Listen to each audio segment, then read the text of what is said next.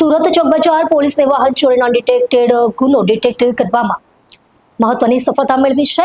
FIR અંતર્ગત Splendor motorcycle Bharimata road પરથી કબજે કરી રીટા વાહન ચોરની ધરપકડ કરી વધુ તપાસ હાથ ધરી છે।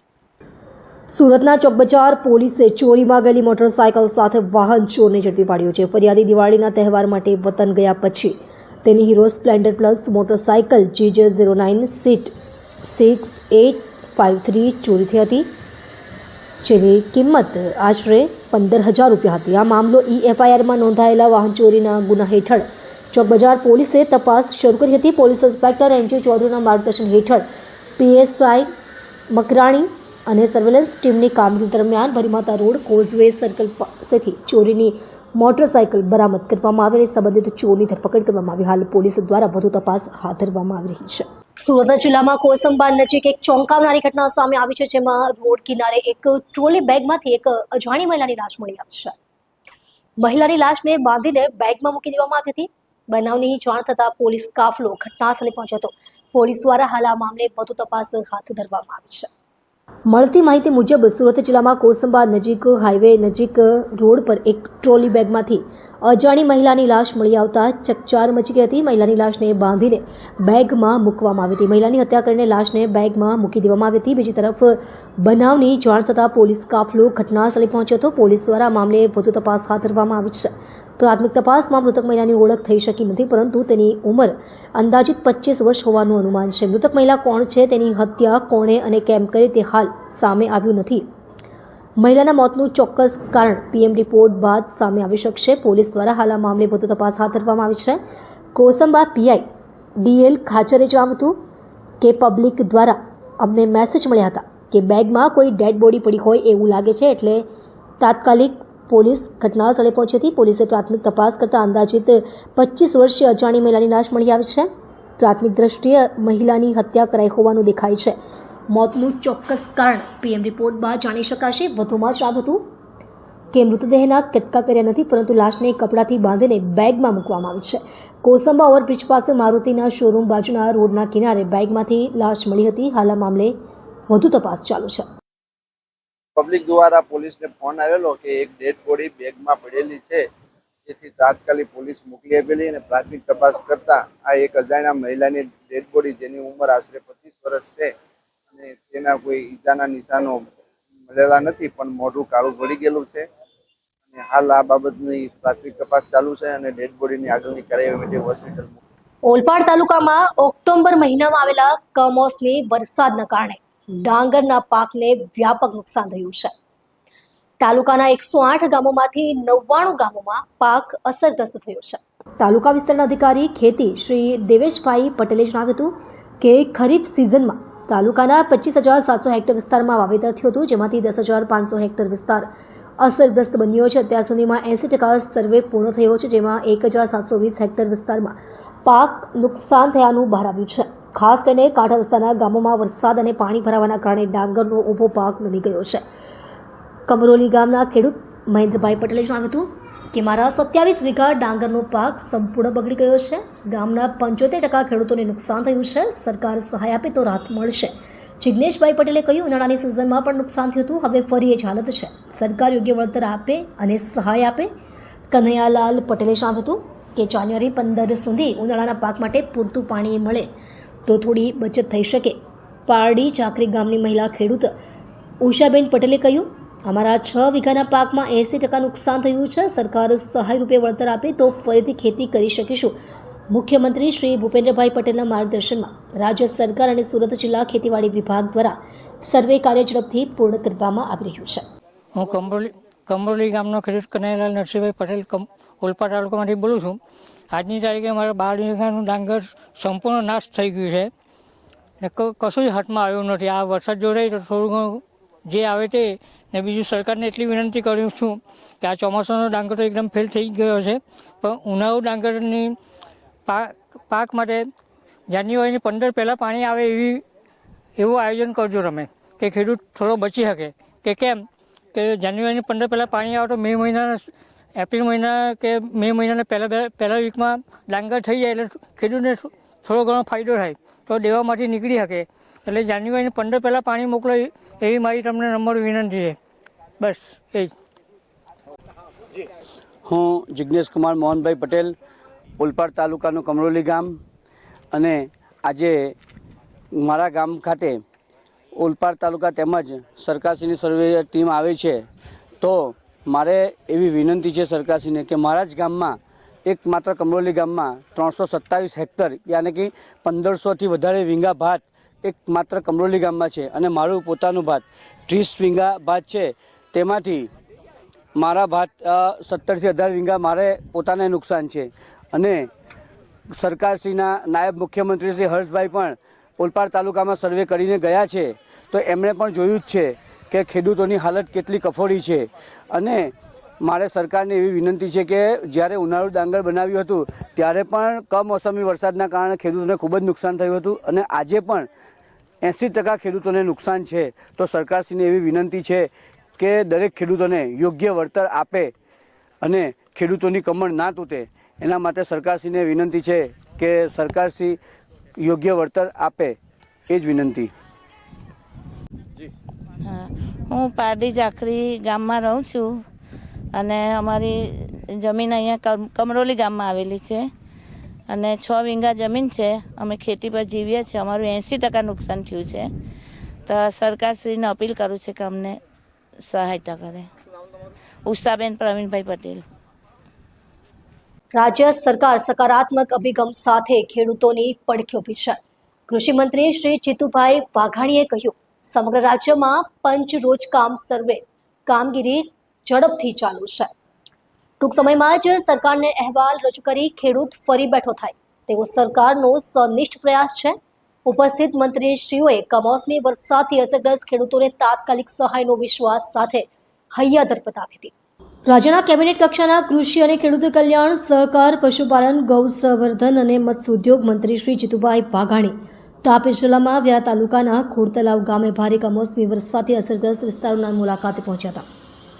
તેમની સાથે રાજ્યના કેબિનેટ કક્ષાના આદિજાતિ વિકાસ મંત્રી તેમજ તાપી પ્રભારી મંત્રી શ્રી નરેશભાઈ પટેલ તથા રાજ્ય કૃષિ અને ખેડૂત કલ્યાણ મંત્રી શ્રી રમેશભાઈ કટારા પણ જોડાયા હતા. ઓક્ટોબર મહિનાના છેલ્લા અઠવાડિયામાં સમગ્ર ગુજરાતમાં પડેલા કમોસમી વરસાદના કારણે ખેડૂતોના ઊભા પાક તથા કાપણી કરેલા પાકને નુકસાન થયું હતું. આ પરિસ્થિતિને ધ્યાનમાં રાખીને મંત્રીશ્રીઓએ વ્યારા તાલુકાના ખોડ તળાવ ગામની મુલાકાત લઈ ખેડૂતો સાથે સંવાદ સાધ્યો હતો. તેમની વેદના અને પડકારો વિશે પરામર્શ કરી વિગતવાર માહિતી મેળવી હતી. આ તકે કૃષિ અને ખેડૂત કલ્યાણના કેબિનેટ મંત્રી શ્રી જીતુભાઈ વાઘાણીએ ખેડૂતોને આશ્વાસન આપતા જણાવ્યું હતું કે રાજ્ય સરકાર સકારાત્મક અભિગમ સાથે ખેડૂતોની પડખે ઊભી છે. સમગ્ર રાજ્યમાં પંચ રોજકામ સર્વે કામગીરી ખૂબ ઝડપથી ચાલુ છે. ટૂંક સમયમાં જ સરકારને અહેવાલ રજૂ કરી ખેડૂતો ફરી બેઠો થાય તેવો સરકારનો સનિષ્ઠ પ્રયાસ છે. સરકાર ટૂંક સમયમાં ખેડૂતોના હિતમાં નિર્ણય લઈ રાહત પેકેજ જાહેર કરશે, જેના માટે જિલ્લા કક્ષાએથી ગામે ગામ પંચ રોજ કામ સર્વે કામગીરી પૂર્ણતાની આરે છે. સુરત જિલ્લાના બારડોલી તાલુકાના સમથાણ ગામે મારા સાથી કેબિનેટ મંત્રી ભાઈ શ્રી નરેશભાઈ પટેલ, મારા રાજ્ય કક્ષાના મંત્રી ભાઈ શ્રી રમેશભાઈ કટારા અને આ વિસ્તારના લોકપ્રિય ધારાસભ્ય અમારા ખૂબ જૂના આગેવાન રાજ્યના નેતા ભાઈ શ્રી ઈશ્વરભાઈ, સૌ વહીવટીતંત્ર, અમારા ખેતીવાડીના અધિકારી, ગ્રામજનોને આજે આમ તો તાપી જઈને અમે આવ્યા છીએ. માનનીય મુખ્યમંત્રી શ્રી ગીર સોમનાથ અને જુનાગઢ મુકામે આજે ખાસ જે પ્રકારે કમોસમી વરસાદમાં સ્થિતિ નિર્માણ થઈ છે એ સ્થિતિનો તાગ મેળવવા સતત અમારી સાથે સૂચનાઓ આપી મિટિંગ કરીને માર્ગદર્શન મુખ્યમંત્રી શ્રી નાયબ મુખ્યમંત્રી ભાઈ હર્ષભાઈ આપતા રહ્યા છે. અમારો વિભાગ પણ આ સમયે સમગ્ર રાજ્યનું મંત્રીમંડળ અને ભાજપની સરકાર એ ખેડૂતોની બાજુમાં ઊભી છે. સમજીએ છીએ કે આ પ્રકારે ક્યારેય ન થયો હોય એ પ્રકારનો સતત કમોસમી વરસાદ કોઈ એક દિવસ આવીને પછી 2 દિવસ પછી આવે એવું નહીં, પણ સતત 10-15 દિવસ આવે. આવું કદાચ આજે અમે તાપીમાં ને અહીંયા પણ સરથાણમાં જાણ્યું છે કે લગભગ વરસાદ દાદા આવો ક્યારેય થયો નથી, કોઈને યાદ પણ નથી. એ પ્રકારની સ્થિતિ અને એની વ્યાપકતા, 1000-15,000 ગામથી પણ વધારે એમની અસરો, આ સમગ્ર બાબતોને જોતા પંચરોજ કામ કરીને ખૂબ ઝડપથી અહેવાલ મોકલવાની સૂચના આપી છે. સુરત જિલ્લો કલેક્ટરશ્રીના નેતૃત્વના એમના માર્ગદર્શન નીચે તમામ પ્રકારના અહેવાલો આજે અમારા વિભાગને પહોંચી ગયા છે. હું રાજ્યના ખેડૂતોને, સુરત જિલ્લાના ખેડૂતોને આશ્વસ્ત કરવા માગું છું કે ભૂપેન્દ્રભાઈની નેતૃત્વની ભાજપની સરકાર એ ખેડૂતોની બાજુમાં છે. એને ખાસ કરીને મનોબળ ન તૂટે, મક્કમતાથી એ ઊભા રહે, એના માટેના પ્રયાસો સૌએ સાથે મળીને કરવાના છે. માત્ર એક સરકાર નહીં, સૌનો અમે સહયોગ માગીએ છીએ કે જ્યારે માનસિક રીતે તૂટી જતો હોય છે ખેડૂત, ત્યારે એને ઊભો કરવો અઘરો હોય છે. આ સમય છે કે એમને માનસિક રીતે સૌએ ભેગા મળીને ઊભો રાખવો, કારણ કે કુદરત સામે બાદ ભીડવા ખેડૂત ટેવાયેલો છે. પણ આ વખતેની સ્થિતિ વિશેષ છે, ત્યારે સરકાર અને સમાજના સૌ લોકો સાથે મળીને એમને ઊભા કરવાના પ્રયાસ કરીએ તો એમની તાકાત ને શક્તિ છે, એનું ખમીર છે, એને સહયોગ કરી છે તો ફરી વખત બેઠો થઈ અને ફરી એ જગતનો તાત એ ધાને આપતો થઈ જવાનો છે. એટલે આ તકે હું સૌને વિશ્વાસ અપાવું છું કે રાજ્યની સરકાર ખૂબ ઝડપથી ખેડૂતોના હિતનો ન થયો હોય એવો નિર્ણય મુખ્યમંત્રી ભૂપેન્દ્રભાઈના માર્ગદર્શન નીચે થશે. સુરત બડેખા ચકલા કબૂતરખાના ગલી પાસે રહેતા અને પ્લમ્બરનું કામ કરતા યુવકની તેના જ ઘરમાંથી મૃત હાલતમાં લાશ મળી આવતા પોલીસ દોડતી હતી. પોલીસે લાશનો કબજો લઈ પોસ્ટમોર્ટમ અર્થે મોકલી આપી આગળની કાર્યવાહી હાથ ધરી છે. હવે પોસ્ટમોર્ટમ રિપોર્ટ આવ્યા બાદ જ મોતનું સાચું કારણ જાણી શકાશે. અઠવાલાઇન્સ પોલીસ સ્ટેશન વિસ્તારમાં એક 40 વર્ષીય યુવકની મૃત હાલતમાં લાશ મળી આવે છે. મૃતક રાજુભાઈ વચેસિંહ સંગાડા મૂળ દાહોદ જિલ્લાના કાલી ગામના વતની હતા. તાજેતરમાં તેઓ સુરતના બડેખા ચકલા વિસ્તારમાં આવેલી કબૂતરખાના ગલીમાં રહેતા હતા અને પ્લમ્બરનું કામ કરતા હતા. ગઈકાલે મોડી સાંજે તેમને તેમના નિવાસ સ્થાનના બાથરૂમમાં મૃત અવસ્થામાં જોવા મળ્યા હતા. પોસ્ટમોર્ટમમાં તેમના માથા પર ઈજાના નિશાનો જોવા મળ્યા છે. ઘટનાની માહિતી મળતા જ અઠવાલાઇન્સ પોલીસ ટીમ ઘટનાસ્થળે પહોંચી હતી. પોલીસે હત્યાનો ગુનો નોંધી આ મામલાની તપાસ શરૂ કરી છે. આપનું નામ અર્જુનભાઈ કલજીભાઈ સંગાડા. આ ઘટના અમને અહીંથી એ લોકોએ ઘર માલિકને જાણ કરી, ગામથી જાણ કરી. છોકરાએ મને ફોન કર્યો, હું કામ પર હતો. કામથી આવીને દેખવાઈ ગયો તો સંડાસમાં પડેલો દેખાયો. પછી દેખીને અમે પોલીસને જાણ કરી. પછી પોલીસે અધિકારી આવીને ચેક કર્યું. પછી એ લોકોએ પછી કે દેખી, પછી આ લોકોએ ગાડીમાં અમને સરકારી હોસ્પિટલમાં અહીં લાવ્યા. સીસીટીવીમાં માણસ દેખાય છે, હવે ઓળખતા નથી. હવે હા, મર્ડર જેવો માથાના પર 10-12 ઘા છે. કાકા છું, ઘરે ખેતી. એનો રાજુભાઈ વજયસિંહભાઈ સંગાડા, ઉંમર 35-40 ની આસપાસ. એ પ્લમ્બરનું કામ કરે. 35 વર્ષ જેવો. આપણે ચોક બજારની આ બાજુ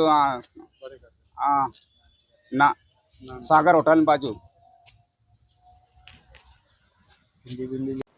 સુરત પોલીસ દ્વારા વિદેશી દારૂનો જથ્થો પકડવામાં આવતો હોય છે, ત્યારે આ ઝડપાયેલા દારૂનો નિયમ મુજબ નાશ કરવામાં આવતો હોય છે.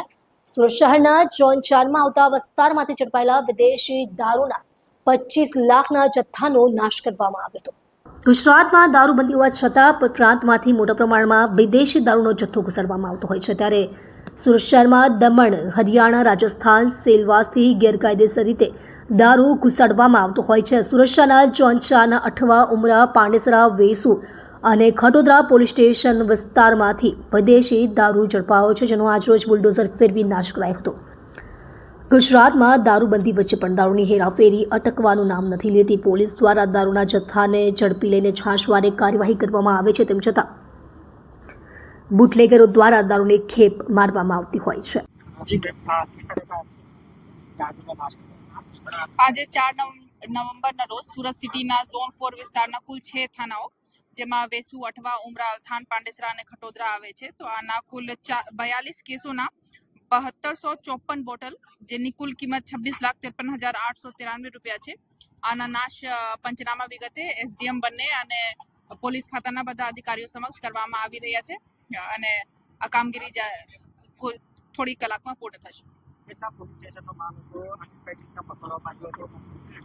ટોટલ 6 પોલીસ સ્ટેશન છે: અઠવા, ઉમરા, વેસુ, ખટોદરા, પાંડેસરા અને અલથાણ, અને કુલ 42 કેસો છે અને અલગ અલગ થાનાના અલગ અલગ કેસો છે, જેમાંથી સૌથી વધારે વેસુના મુદ્દામાલ છે. ઓનલી 2 કેસીસ છે, બટ આ મહેંગી દારૂ હતી, તો ટોટલ 9,12,930 રૂપિયાના મુદ્દામાલ છે. અને બાકી થાનાઓમાં અલથાણના પણ 8,66,000ના મુદ્દામાલ છે અને અદર થાનાના થોડો માલ છે. સુરતપાલ પોલીસે મિશન મિડનાઇટ હેઠળ વિસ્તારમાં કડક કાર્યવાહી હાથ ધરી છે. ઝોન 7ના ડીસીપી શેફાલી બરવાલની સૂચનાનું પાલન કરતા પોલીસ દળે રાત્રિના સમયે નાઇટ આઉટ દરમિયાન ખાસ પેટ્રોલિંગ કરી ચાની હોટલ અને પાનના ગલ્લા પર બેસતા લોકો સામે કાર્યવાહી કરી હતી. પાલ પોલીસની મિશન મિડનાઇટ હેઠળ કડક કાર્યવાહી કરી છે. ઝોન 7ના ડીસીપી શેફાલી બરવાલની સૂચનાથી કાર્યવાહી કરવામાં આવી છે. પાલ વિસ્તારમાં મિશન મિડનાઇટથી નાઇટ આઉટ અંતર્ગત ચાની મહેફિલ પર કડક પેટ્રોલિંગ કરવામાં આવી હતી. આ કાર્યવાહી દરમિયાન પોલીસે મોડી રાત્રે ગલ્લાઓ પર અડ્ડો જમાવીને બેસતા લોકોને હટાવવામાં આવ્યા છે. ચાની મહેફિલ સહિતના વિવિધ સ્થળોએ પોલીસે તપાસ કરી અને જાહેર સુરક્ષાની દ્રષ્ટિએ ચેકિંગ કાર્યવાહી કરવામાં આવી હતી. પોલીસના અચાનક કાર્યવાહીથી આ વિસ્તારમાં કાયદા અને વ્યવસ્થાની સ્થિતિ કાબૂમાં રહી છે. આ કાર્યવાહી દરમિયાન પોલીસે આ વિસ્તારમાં સુરક્ષા વધારવાના પ્રયત્નો તેજ કર્યા છે. સુરત શહેર અને જિલ્લામાં એસઆઈઆરની કામગીરી આજથી શરૂ થઈને 4 ડિસેમ્બર સુધી ચાલશે. આ દરમિયાન બૂથ લેવલ ઓફિસર્સ ઘરે ઘરે જઈને મતદારોની ચકાસણી કરશે અને જરૂરી ફોર્મ વિતરિત કરશે. બીએલઓ દરેક ઘરની ઓછામાં ઓછી 3 વખત મુલાકાત લેશે. એસઆઈઆર હેઠળ ગણતરી પ્રક્રિયા 4 નવેમ્બરથી શરૂ થઈ અને 4 ડિસેમ્બર સુધી ચાલુ રહેશે. ચૂંટણી પંચ 9 ડિસેમ્બરે ડ્રાફ્ટ મતદાર યાદી બહાર પાડશે અને 7 ફેબ્રુઆરી અંતિમ મતદાર યાદી પ્રકાશિત કરશે. નોંધપાત્ર રીતે ચૂંટણી પંચે એસઆઈઆરના બીજા તબક્કામાં જરૂરી દસ્તાવેજોની યાદીમાં આધાર કાર્ડનો સમાવેશ કર્યો છે. 28 ઓક્ટોબરથી 3 નવેમ્બર સુધી પ્રિન્ટિંગ ટ્રેનિંગની કામગીરી ચાલી હતી, જેમાં બીએલઓને જરૂરી ટ્રેનિંગ આપવામાં આવી હતી. આવતીકાલથી બીએલઓ ઘરે ઘરે જઈને સર્વેની કામગીરી કરશે. નવા મતદારોએ ફોર્મ 6 ભરવાનું રહેશે.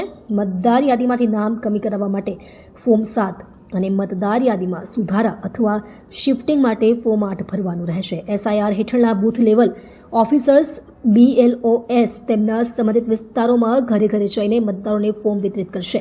BLO દરેક ઘરની ઓછામાં ઓછી 3 વખત મુલાકાત લેશે. તે મૃત અથવા સ્થાનાંતરિત થયેલા મતદાતાઓની પણ ઓળખ કરશે. BLOનું કામ નવા મતદારો પાસેથી ફોર્મ 6 અને ડિક્લેરેશન ફોર્મ એકઠું કરવાનું, ઓનલાઈન ડેટા લિંક કરવામાં સહાય કરવાનું રહેશે. ચૂંટણી પંચના જણાવ્યા અનુસાર આઝાદી પછી આ 9મી એસઆઈઆર કવાયત છે, જે છેલ્લી વખત 2002-2004માં હાથ ધરવામાં આવી હતી. ચૂંટણી પંચ માને છે કે એસઆઈઆર ખાતરી કરશે કે કોઈ લાયક મતદાર બાકી ન રહે અને કોઈ ગેરકાયદેસર વ્યક્તિ મતદાર યાદીમાં સામેલ ન થાય. અગાઉ બિહારમાં મતદાર યાદીનું એસઆઈઆર પૂર્ણ થયું હતું અને રાજ્યની અંતિમ મતદાર યાદી 30 સપ્ટેમ્બરના રોજ પ્રકાશિત કરવામાં આવી હતી, જેમાં આશરે 7,42 નામો હતા. નમસ્કાર.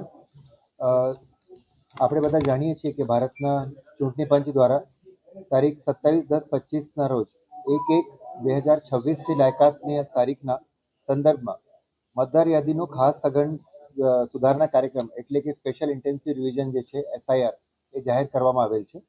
અને આના જે આપણે એનું જાણીએ તો જે એનો હેતુ છે એ મતદાર યાદીમાં જે સુધારો આપણે જે કરીએ છીએ ચૂંટણી પહેલાં અને જરૂરિયાત અનુસાર, એના અનુસંધાને જે છેલ્લી એસઆઈઆરની પ્રક્રિયા હતી એ 21 વર્ષ પહેલાં 2002થી 2004 સુધીમાં કરવામાં આવી હતી.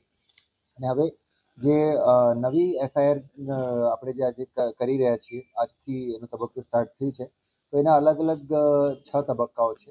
એમાંથી જે પહેલો તબક્કો હતો જેમાં મતદારો જે પ્રિન્ટિંગ અને તાલીમનો એક તબક્કો હતો, જેમાં જેટલા પણ એસઆઈઆર સાથે સંલગ્ન ફંક્શનરીઝ હતા આ લોકોની અમે ટ્રેનિંગ કરી દીધી છે. ઇવન પોલિટિકલ પાર્ટીઝ સાથે પણ મિટિંગ કરીને અને એમના જે BLS છે બૂથ લેવલ એજન્ટ, આ લોકોની પણ જે તાલીમ છે એ અમે કમ્પ્લીટ કરી છે. બીજો તબક્કો છે આપણે 4 નવેમ્બરથી એટલે આજથી 4 ડિસેમ્બર સુધી, જેમાં દરેક ઘર સુધી આપણે BLO મારફત પહોંચવાના છીએ અને જે એન્યુમરેશન ફોર્મ્સ છે એટલે એ ત્યાં જશે અને એન્યુમરેશન ફોર્મ જેને આપણે EF કહીએ છીએ તો EFની વિતરણ કરશે અને એ પછી પાછો લે છે. એટલે 1 મહિનામાં BLO ઘર ઘર સંપર્ક કરીને એમને ફોર્મ ડિસ્ટ્રીબ્યુટ કરશે અને ફોર્મ ફિલઅપ કરીને એ પાછા લેશે. જો મતદાર ના મળે તો એમાં 3 વખત BLOs છે એમના ઘરે જશે, 3 વખત સંપર્ક કરવાનો ટ્રાય કરશે અને જો એના પછી જેટલા પણ એન્યુમરેશન ફોર્મ આપણે પાછા મળ્યા હોય એને આપણે જે છે ERO અને AROને સબમિટ કરશે, જે ઇલેક્ટોરલ રજિસ્ટ્રેશન ઓફિસર છે એમને સબમિટ કરશે ફોર્મ. અને જે લોકોના જે ગણતરી ફોર્મ પ્રાપ્ત થયા છે એવા તમામ મતદારોના નામ જે છે એ ડ્રાફ્ટ યાદીમાં સામેલ થશે. અને ત્રીજો તબક્કો આપણો ડ્રાફ્ટ મતદાર યાદીનું પ્રકાશન છે એ 9મી ડિસેમ્બરે આપણે કરવાના છીએ. એના પછી ચોથા તબક્કામાં જે ERO અને EROs છે એ 9મી ડિસેમ્બર 25 થી 8મી જાન્યુઆરી 2026 દરમિયાન જે લોકોના નામ જે 2002 થી 4 વાળી SIRની યાદીમાં મળતા નહીં હોય કે મેપિંગ નહીં થતું હોય એવા લોકોને જે લિંક નહીં થાય તો એવા લોકોને એવા મતદારોને નોટિસ અપાશે અને એમને શું છે કે નોટિસનો તબક્કો છે અને એ લોકો જે રજૂ કરે કે ભાઈ અમારું નામ અહીંયાથી મેપ થાય છે તો એ લોકોના નામ યાદીમાં સમાવેશ થશે. આપણે જે એના પછીનું જે તબક્કો છે એ જે લોકોને નોટિસ આપી હોય તો એમની પાત્રતા ચકાસવા માટે એવા કેસીસની સુનાવણી થશે. તો સુનાવણી થશે અને એમાં ડિસિઝન થશે કે ભાઈ અંતિમ યાદીમાં આ લોકોના નામ રાખવા પાત્ર છે કે નહીં. અને ERO અને EROના જે નિર્ણય હશે નિર્ણયના સામે જિલ્લા મેજિસ્ટ્રેટ એટલે કે ડિસ્ટ્રિક્ટ ઇલેક્શન ઓફિસર DO એટલે કલેક્ટર સામે અપીલ થઈ શકે અને કલેક્ટરના ઓર્ડર સામે મુખ્ય ચૂંટણી આયુક્ત CEO ગુજરાત જે છે ચીફ ઇલેક્ટરલ ઓફિસર ગુજરાત એમના સમક્ષ જે છે સુનાવણી એટલે અપીલ કરી શકાશે. અને આ બધી પ્રોસેસ થયા પછી જ્યારે ડિસિઝન થશે તો છેલ્લા અને છઠ્ઠા અને અંતિમ તબક્કામાં મતદાર યાદીનું પ્રકાશન છે એ 7મી ફેબ્રુઆરી 2026ના રોજ થશે. તો એક ખૂબ જ ડેટ ટાઈમલાઈન સાથે સ્ટ્રિક્ટ ટાઈમલાઈન સાથે આપણે આ પ્રોસેસ કરવા જઈ રહ્યા છીએ અને આ બાબતમાં અમે મીડિયા સાથે આજે ભાગરૂપે આપણી જે મિટિંગ રાખી છે એમાં આપના તરફથી એટલે આપના થકી અમે જાહેર જનતાને અપીલ કરીએ છીએ કે જેટલા પણ એન્યુમરેશન ફોર્મ્સ અને એ બધા આવે તો એમને પ્રોપરલી ભરીને પાછા આપે. અત્યારના તબક્કામાં કોઈ પણ ડોક્યુમેન્ટ વગેરેનો આગ્રહ અમે રાખતા નથી, કોઈ ડોક્યુમેન્ટ આપવાના પણ નથી. અને બીજી એક પણ ક્લેરિટી કરવા માંગીએ છીએ કે આ પ્રક્રિયા ફક્ત ને ફક્ત ઇલેક્ટોરલ યાદી એટલે મતદાર યાદી સુધારણા પૂરતી જ છે.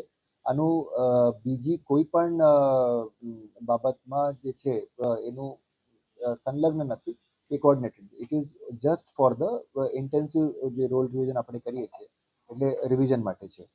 તો જાહેર જનતાને આપના માધ્યમથી અમે અપીલ કરીએ છીએ કે અમને સહકાર આપે. પોલિટિકલ પાર્ટીઝને પણ વી હેવ સોલિસિટેડ ધેર સપોર્ટ કે એમના જેટલા પણ બૂથ લેવલ એજન્ટ્સ છે એમના કાર્યકર્તાઓ છે એ પણ લોકોને માહિતગાર કરશે આ બાબતથી. અને સુરતમાં મોટા ભાગની જે આપણી એસેમ્બલી કોન્સ્ટિટ્યુએન્સીસ છે એ અર્બન એસેમ્બલી કોન્સ્ટિટ્યુએન્સીસ છે. તો એમાં ઘણી બધી એસેમ્બલી કોન્સ્ટિટ્યુએન્સીસ પહેલાં અસ્તિત્વમાં પણ નથી 2002 થી 4માં. એમાં આપણે મેપિંગ કરીએ છીએ, લિંકિંગ કરીએ છીએ, બટ લોકોને વધારે ખ્યાલ હોય કે ભાઈ એમના જે પેરેન્ટ્સ છે કે એમના પોતાનું નામ જ્યારે 2002 થી 4ની યાદીમાં કઈ મતદાર યાદીમાં કઈ એસેમ્બલી કોન્સ્ટિટ્યુએન્સીમાં કે હતું તો એટલે એન્યુમરેશન ફોર્મમાં પ્રોપરલી જો ફોર્મ ભરીને પાછા આપી દે તો આપણી જે આ પ્રક્રિયા છે એ સરળ બની જશે.